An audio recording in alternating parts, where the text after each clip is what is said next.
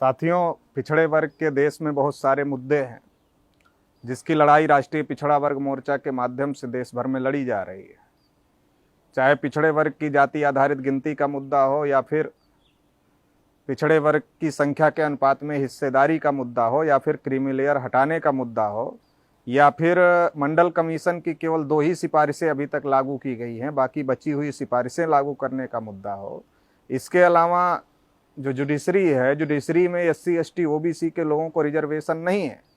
तो SC ST OBC के लोगों को भी रिजर्वेशन होना चाहिए, क्योंकि एक ही जाति के लोगों का कब्जा जुडिशरी पर हुआ है और जिसकी वजह से तमाम फैसले SC ST OBC के लोगों के खिलाफ में आ रहे हैं।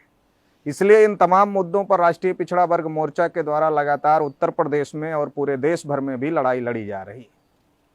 अभी देश में जो हालात पैदा हो गए हैं और जब से उत्तर प्रदेश में भारतीय जनता पार्टी की सरकार आई है, लगातार पिछड़े वर्ग के लोगों के ऊपर एट्रोसिटी हो रही है। पिछड़े वर्ग के लोगों की हत्याएं हो रही है, उनकी बहन बेटियों के साथ रेप हो रहे हैं, पिछड़े वर्ग के अधिकारियों और कर्मचारियों का भी उत्पीड़न हो रहा है, लगातार पिछड़े वर्ग के ऊपर अन्याय और अत्याचार हो रहा है। इसलिए जिस प्रकार से शेड्यूल कास्ट शेड्यूल ट्राइब के लिए उनके ऊपर अन्याय अत्याचार होता है तो उसके लिए कानून है, उसी प्रकार से OBC के ऊपर जो एट्रोसिटी हो रही है तो OBC के लिए भी एट्रोसिटीज प्रिवेंशन एक्ट बनाया जाए। ऐसे तमाम मुद्दे राष्ट्रीय पिछड़ा वर्ग मोर्चा के द्वारा उठाए जा रहे हैं। लेकिन जब हम देश में सारी स्थापित पॉलिटिकल पार्टियों को देखते हैं, कांग्रेस और बीजेपी तो ब्राह्मणवादियों मनुवादियों की पार्टियां हैं, तो मनुवादी पार्टियां हमारे मुद्दे को उठाएंगी, हमारे हक अधिकार को हमको देंगी, इसकी कोई संभावना नहीं है। राष्ट्रीय पिछड़ा वर्ग मोर्चा को मनुवादी पार्टियों में यकीन नहीं है कि वो हमारे हक अधिकार हमको देंगी। लेकिन तमाम जो बैकवर्ड और शेड्यूल कास्ट के लोगों की पार्टियां हैं, जो बहुजन समाज के नाम पर अपनी पार्टियां चलाते हैं, SC ST OBC माइनॉरिटीज की जो पार्टियां हैं, उन पार्टियों का स्थापित दलों के द्वारा भी पिछड़े वर्ग के हक अधिकार की लड़ाई नहीं लड़ी जा रही। यहां तक कि जो सोशलिस्ट मूवमेंट चलाने वाले लोगों ने एक समय नारा दिया था कि सोशलिस्टों ने बांधी गांठ पिछड़े पावे 100 में 60, लेकिन आज उनके द्वारा भी पिछड़े वर्ग को 60% हिस्सेदारी की लड़ाई जिस तरीके से लड़नी चाहिए, मैदान में आकर के उस तरीके की लड़ाई किसी भी पॉलिटिकल पार्टी के द्वारा नहीं लड़ी जा रही है। राष्ट्रीय पिछड़ा वर्ग मोर्चा के द्वारा सड़क पर इस लड़ाई को लड़ी जा रही है, मगर ये लड़ाई सड़क पर भी होनी चाहिए और संसद में भी होनी चाहिए। इसके लिए संसद में भी इस विचारधारा के लोगों को जाना जरूरी। देश में जो स्थापित दल हैं वो लड़ाई लड़ने में सक्षम नहीं है और उत्तर प्रदेश में तो कंपटीशन चल रहा है कि कौन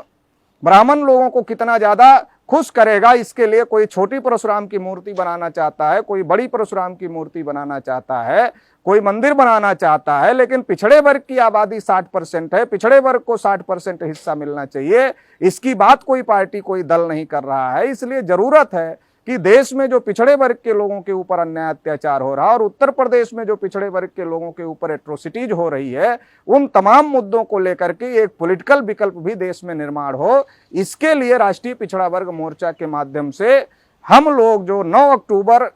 को रैली महारैली होने जा रही है माता रमाबाई अंबेडकर मैदान में, बहुजन क्रांति मोर्चा और भारत मुक्ति मोर्चा के माध्यम से बहुजन मुक्ति पार्टी के समर्थन में उस रैली में राष्ट्रीय पिछड़ा वर्ग मोर्चा का भी जाहिर समर्थन है। चूंकि देश में माननीय वामन मेश्राम साहब के द्वारा और भारत मुक्ति मोर्चा बहुजन क्रांति मोर्चा के द्वारा लगातार पिछड़े वर्ग के मुद्दे उठाए जा रहे हैं। जाति आधारित गिनती से लेकर संख्या के अनुपात में हिस्सेदारी से लेकर एट्रोसिटीज से लेकर के और तमाम मुद्दों की लड़ाई माननीय वामन मेश्राम जी के द्वारा और उनसे जुड़े हुए संगठनों के द्वारा लड़ी जा रही है। और अभी उन्होंने इस बात को तय किया है कि उत्तर प्रदेश में और देश में एक पॉलिटिकल विकल्प भी खड़ा होना चाहिए, जो कि संसद के अंदर पिछड़े वर्ग की, SC ST की और माइनॉरिटीज की लड़ाई लड़े। इसके लिए 9 अक्टूबर में बहुजन मुक्ति पार्टी के समर्थन में उन्होंने रैली आयोजित किया है। तो उस रैली में राष्ट्रीय पिछड़ा वर्ग मोर्चा के भी सभी कार्यकर्ताओं को, पदाधिकारियों को, शुभचिंतकों को, समर्थकों को बड़े पैमाने पर शामिल होना चाहिए और बड़े पैमाने पर पिछड़े वर्ग के लोगों को उस रैली में शामिल करवाना चाहिए, ताकि ये जो हमारे हक अधिकार की लड़ाई है,